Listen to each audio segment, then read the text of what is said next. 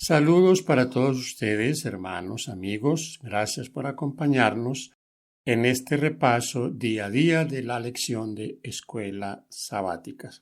Así que agradecemos su apoyo, agradecemos también que usted le dé un me gusta y comparta con sus amigos.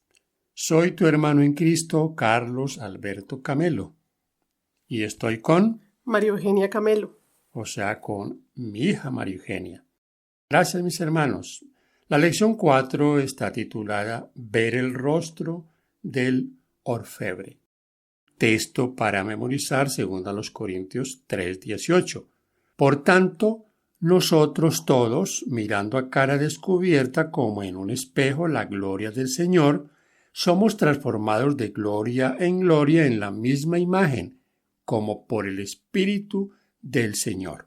Ami Carmichael llevó a un grupo de niños a un orfebre tradicional en la India. En medio de un fuego de carbón había una teja curva. En la teja había una mezcla de sal, tamarindo y polvo de ladrillo. Incrustado en esta mezcla había oro. A medida que el fuego devoraba la mezcla, el oro se volvía más puro. El orfebre sacaba el oro con unas tenazas y si no era lo suficientemente puro, lo volvía a poner en el fuego. Pero, cada vez que reponía el oro, aumentaba el calor. El grupo le preguntó, ¿cómo sabe que el oro está purificado? Él respondió, cuando puedo ver mi rostro en él. Dios está tratando de purificarnos, de refinarnos como el oro, de transformarnos a su imagen. Ese es un objetivo asombroso. Y más asombroso aún es que solo cuando pasamos por los crisores de la vida se desarrolla en nosotros un carácter semejante al de Cristo. La lección de esta semana se centra en el crisol de la purificación. La purificación requiere una norma. En nuestro caso, la norma es la imagen de Dios en nosotros y la imagen de Jesucristo, que es el reflejo perfecto de la imagen de Dios. Hebreos 1:3. La purificación también requiere un agente de purificación, que la Biblia a menudo presenta como el fuego. Primera de Pedro 1:7 y Apocalipsis 3:18. El resultado de la purificación es nuestro carácter, representado por el aceite de las lámparas de las 10 vírgenes en la parábola de Jesús. Mateo 25, 1-13. El libro de Daniel describe el carácter de los purificados como sabios en las cosas de Dios. Daniel 1, 19 y 20 y Daniel 2, 47 y 48. Lección para el día domingo, 17 de julio. A su imagen.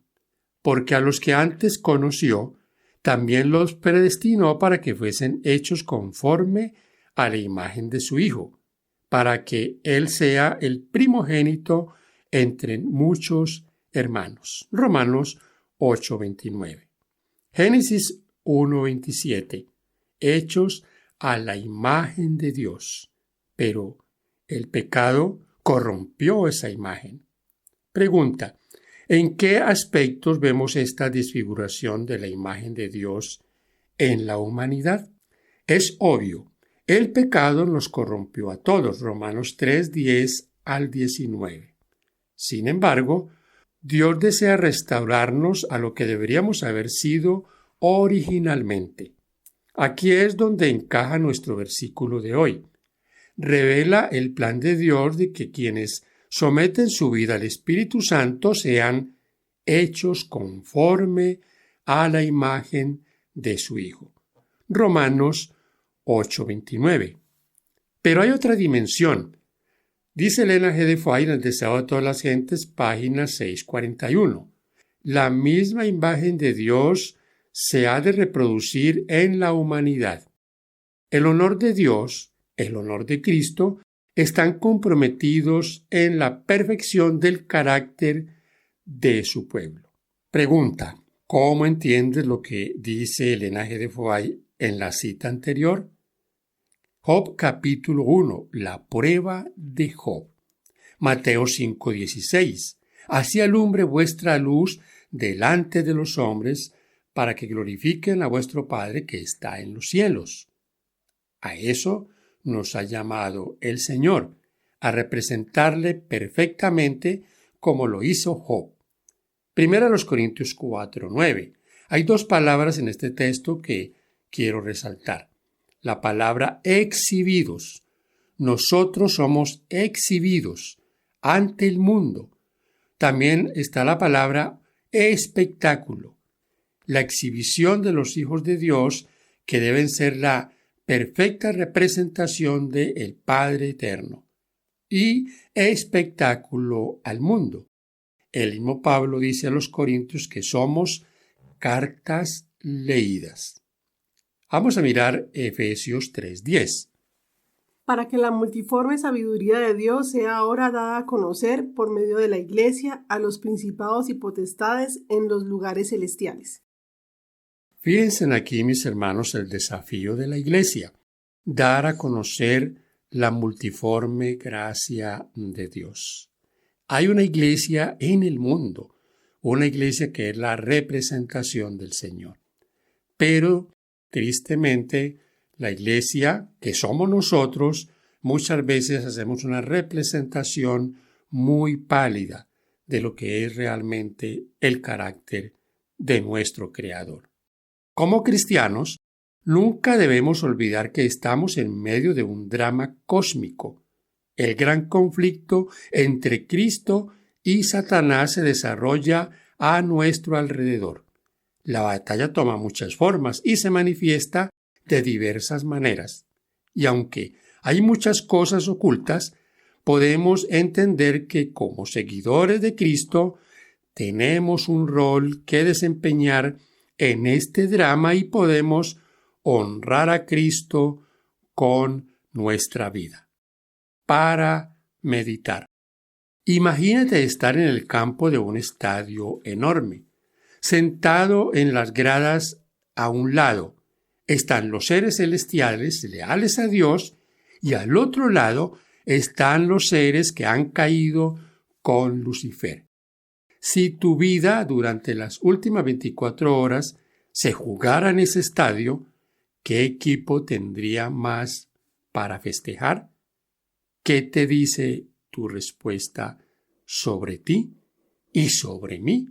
¿De qué lado nosotros estamos en esta lucha diaria, la lucha por la mente humana, la lucha por una identidad? Nosotros debemos estar identificados con el Señor. A su imagen fuimos creados, pero esta imagen distorsionada debe ser restaurada. Lunes 18 de julio. Fe en medio del fuego refinador. Otra muy distinta es ni siquiera ver las fuerzas desplegadas en esa batalla. En cierto sentido, esto es lo que enfrentamos como cristianos. Sabemos que las fuerzas están allí, podemos sentirlas en nuestra vida, y no obstante tenemos que seguir adelante por fe, confiando en el invisible. Hebreos 11:27. Job 23, 1 al 10. ¿Cuál es la esencia de la lucha de Job? ¿Qué es lo que no ve? Al mismo tiempo, ¿qué acepta por fe a pesar de todas sus pruebas? Primero encontramos aquí que Job tiene muchas preguntas respecto a todo lo que le está sucediendo, pero también está seguro y confiado en que el Señor está trabajando en él. ¿Qué nos dice Job 23, 10? Mas él conoce mi camino, me probará y saldré como oro. O sea que Job tenía la seguridad de que lo que finalmente saldría sería purificado. A pesar de las dificultades. Y aquí debemos enfatizar un poco, María Eugenia y hermanos, que esa es la finalidad de muchas cosas que nos suceden y que Dios en su providencia las emplea para nuestro bien. Recordemos lo que dice Pablo en Romanos, capítulo 8, versículo 28. Mas a los que aman a Dios, todas las cosas le ayudan a bien. Son para bien. Aún en medio de sus terribles pruebas, Job confió en Dios, a pesar de todo. Job estaba decidido a resistir, y una de las cosas que le dio perseverancia era el oro. No una medalla de oro, sino más bien, al contemplar el futuro se dio cuenta de que, si se aferraba a Dios, saldría mejor, saldría como el oro. No se nos dice cuánto sabía Job de lo que sucedía detrás de escena. Sin importar cuánto le era oculto, de todos modos soportó el fuego refinador. ¿Le temes al fuego? ¿Te preocupa el calor que generan las circunstancias? Quizá, como en el caso de Job, el calor de Dios parece inexplicable. Puede ser la dificultad de adaptarse a un trabajo nuevo o a una casa nueva. Podría ser tener que sobrevivir al maltrato en el trabajo o incluso dentro de tu propia familia. Podría ser una enfermedad o una pérdida económica.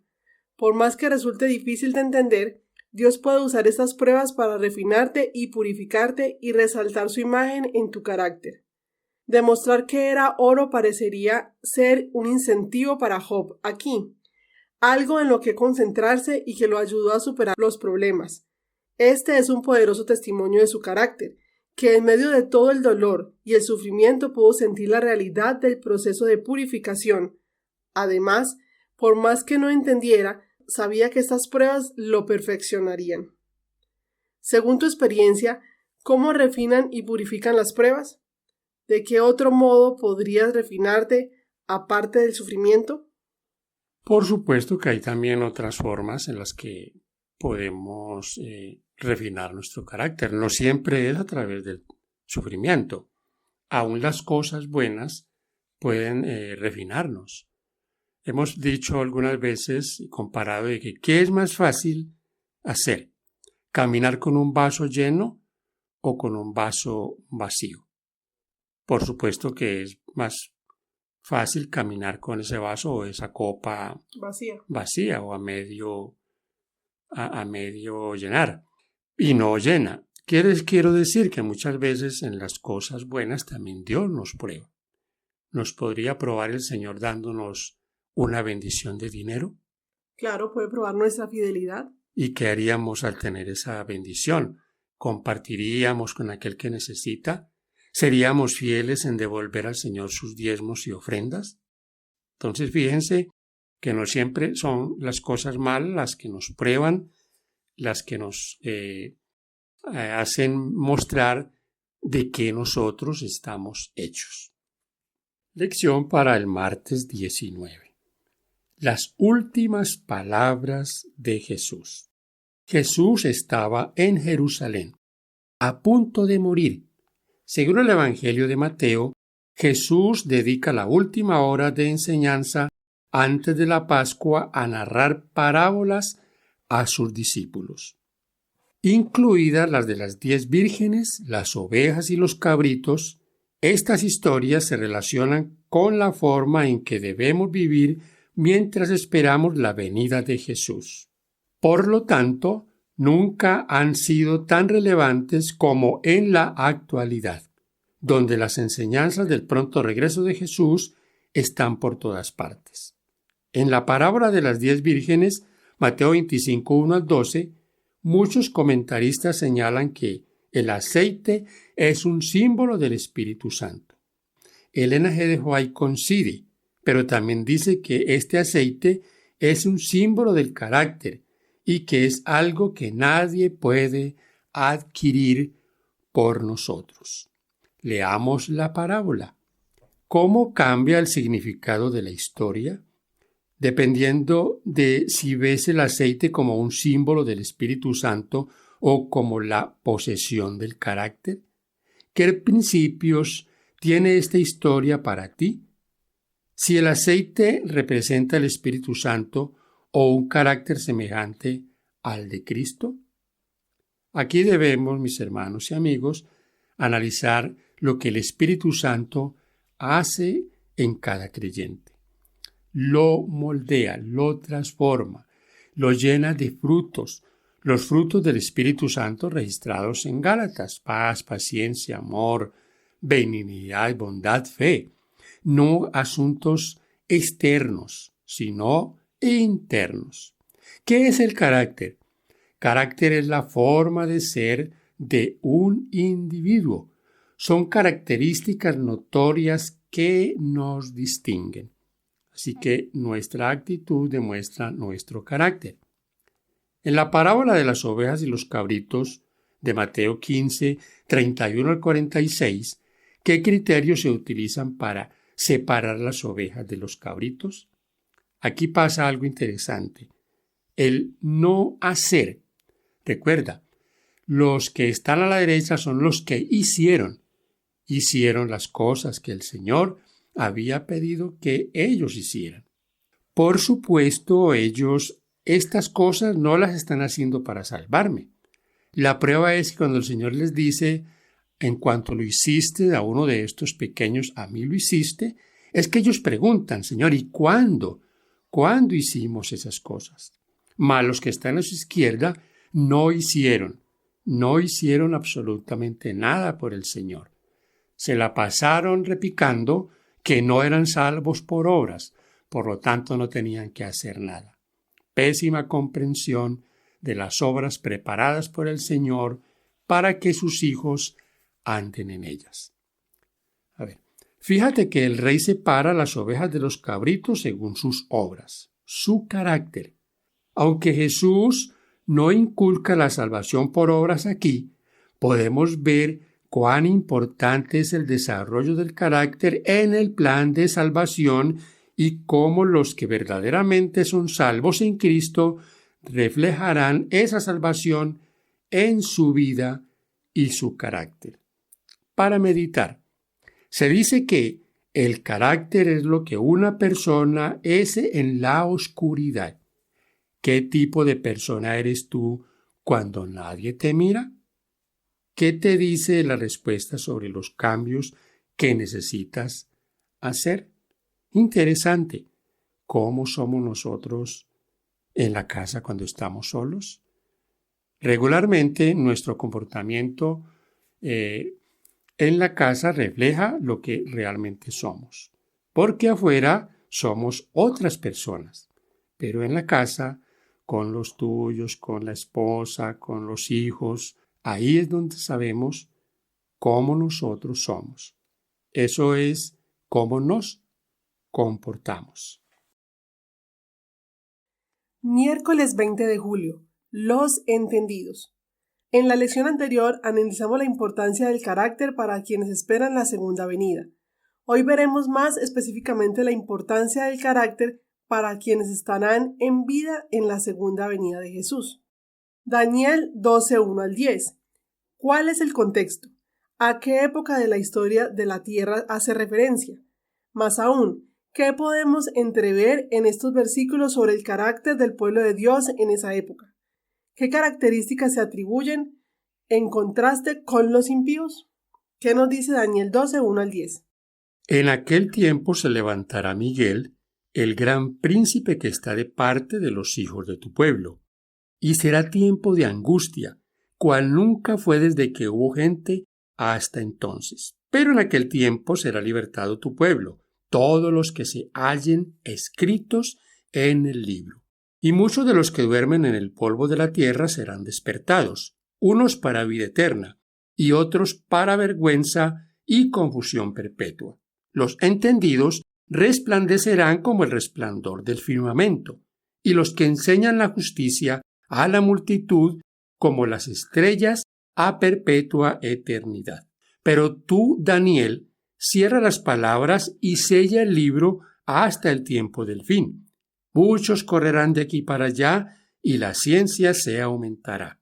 Y yo, Daniel, miré, y aquí otros dos que estaban en pie, el uno a este lado del río y el otro al otro lado del río.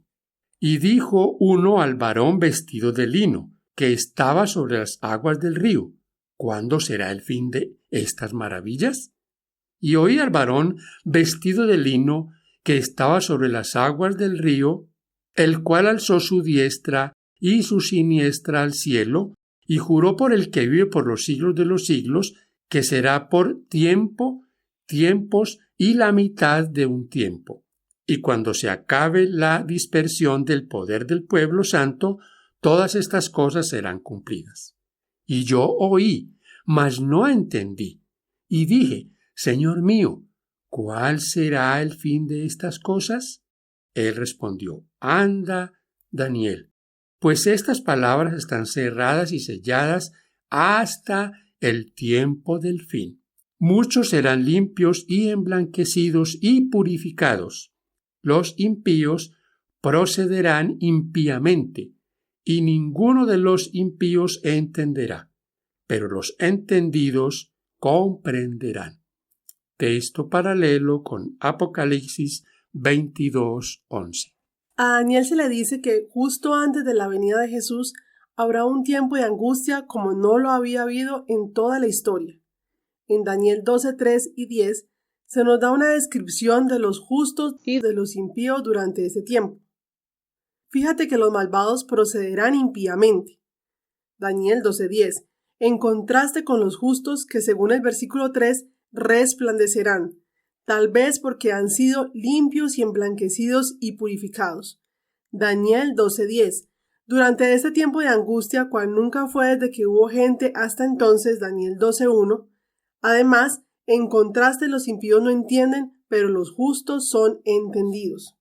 ¿Entender qué? Matemáticas, ciencia, la alta crítica. Proverbios dice que el principio de la sabiduría es el temor de Jehová. Proverbios 1:7. Quizás en este contexto los entendidos sean sabios porque conocen estos acontecimientos finales. El tiempo de angustia, a medida que se desarrolla, no los toma por sorpresa por su estudio de la palabra. Saben qué es lo que viene. Y lo más importante es que entienden lo suficiente como para permitir que este tiempo de angustia los purifique y los refine. Los impíos, por otro lado, simplemente se vuelven más obstinados en su rebelión y así continúan en su maldad. La cuestión fundamental es que aquí se nos presenta una descripción de un pueblo que ha pasado por un proceso de refinamiento y purificación. Para meditar. Aunque hemos visto estos versículos en el contexto de los últimos días, ¿qué principios vemos aquí que puedan ayudarnos ahora mismo a entender mejor de qué se trata el proceso de purificación y refinamiento incluso para nosotros hoy? Se trata de que debemos ser preparados. ¿Para qué? Para la prueba. Para esa parte final. Es que lo leímos en Daniel claramente. No podremos llegar allá sin preparación. No, y llegar allá sin preparación, sin que nuestro carácter esté purificado, pues sería algo terrible. De hecho, quien llegue sin preparación, por lógica, no va a estar en pie. No va a soportar la prueba. La más mínima dificultad lo hará. Apartarse de Dios. Lección para el día jueves 21 de julio. El carácter y la comunidad. Una canción dice así: soy una roca, soy una isla. ¿Alguna vez te sentiste así? ¿Querer estar solo? O hasta quizás escuchaste gente que dice: bueno, mi caminar con Dios es una cuestión personal, no es algo de lo que quiera hablar. Efesios 4, 11 al 16. La pregunta: ¿qué destaca Pablo aquí? ¿Qué papel otorga a la comunidad?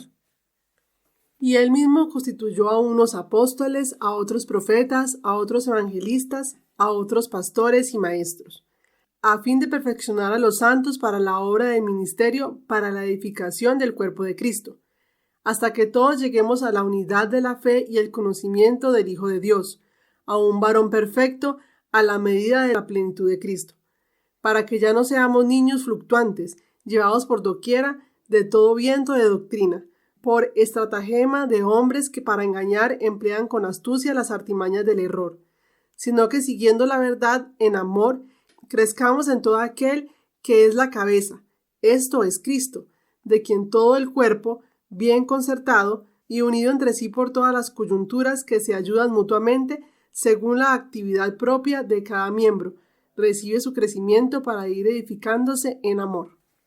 Cuando Pablo escribe a los Efesios, caracteriza a la iglesia como un cuerpo. Jesús es la cabeza y su cuerpo constituye el resto. Si observas Efesios 4:13, notarás que el propósito final de vivir en esa comunidad es experimentar la medida de la estatura de la plenitud de Cristo. Y para eso nos necesitamos unos a otros. Sin duda, es posible ser cristiano en soledad. De hecho, a veces es inevitable estar solo, al igual que muchos a lo largo de los siglos que fueron ridiculizados y perseguidos. Es un poderoso testimonio del poder de Dios que los hombres y las mujeres no cedan bajo las presiones que los rodean. Sin embargo, si bien esto es cierto, Pablo quiere enfatizar una verdad esencial. En última instancia, experimentamos y revelamos la plenitud de Cristo cuando trabajamos juntos en comunión unos con otros.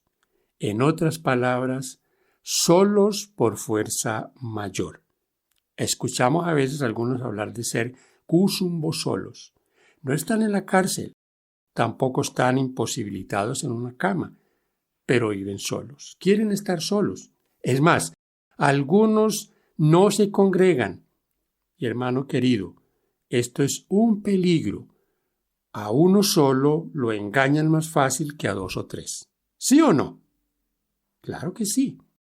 Efesios 4, 11 al 16. ¿Qué dice Pablo que debe suceder antes de que la plenitud de Cristo se pueda revelar en nuestra comunidad cristiana?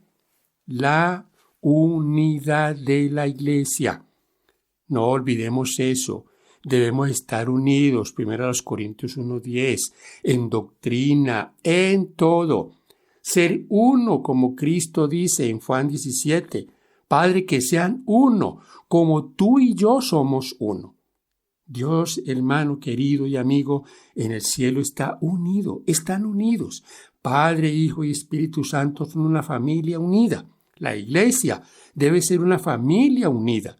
No alguien como rueda suelta, revelado, muchas veces resentido, lleno de motivos. No, todos unidos, porque así estaremos en el reino de los cielos.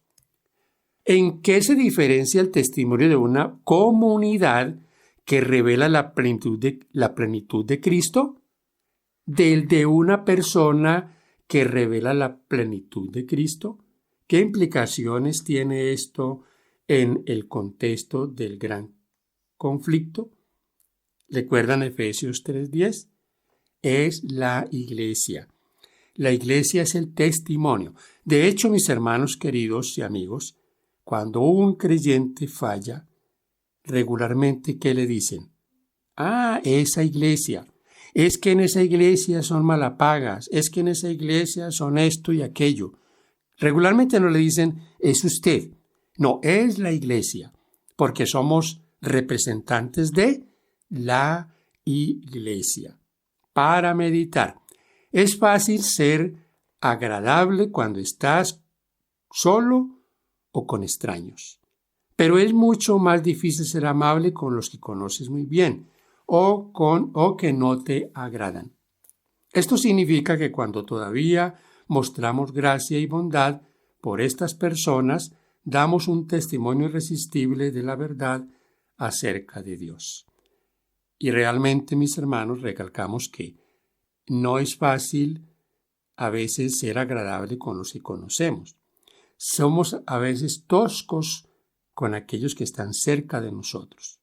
Pero cuando llega una visita, ¿cómo cambia a veces el panorama? Nos reímos, hacemos chistes. ¡Qué amabilidad! Los que llegan dirán, oiga, qué gente para vivir bueno. Pero tan pronto se van, muchas veces se vuelve a ver el mismo ambiente, a veces tosco. Si eso no está pasando en nuestros hogares, bendiciones de Dios. Estamos progresando. La edificación del carácter es la obra más importante que jamás haya sido confiada a los seres humanos. Y nunca antes ha sido su estudio diligente tan importante como ahora. Ninguna generación anterior fue llamada a hacer frente a problemas tan importantes. Nunca antes se hallaron los jóvenes frente a peligros tan grandes como los que tienen que arrostrar hoy. Educación, página 203 y 204. En la parábola, las vírgenes necias aparecen pidiendo aceite, sin que lo consigan. Esto es un símbolo de los que no se han preparado desarrollando su carácter. Esto es un símbolo de los que no se han preparado desarrollando un carácter para permanecer en el tiempo de crisis. Es como si fueran a sus vecinos y les dijeran, deme su carácter o me perderé.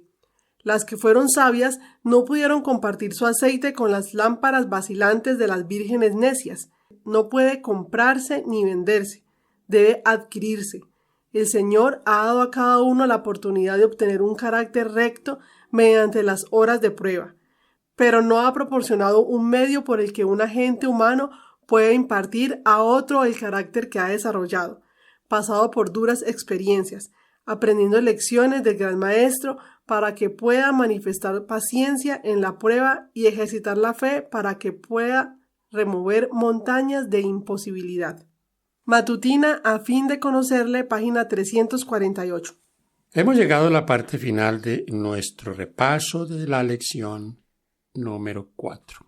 ¡Qué bendición, mis hermanos! Fíjense aquí lo que significa la edificación del carácter. ¡Qué contradicción con aquella idea de que sin perfección, sin un carácter transformado, se será salvo! Es imposible. La edificación del carácter es el trabajo de Dios en sus hijos para prepararlos para la eternidad. Gracias por compartir. Que Dios te bendiga. Oramos los unos por los otros.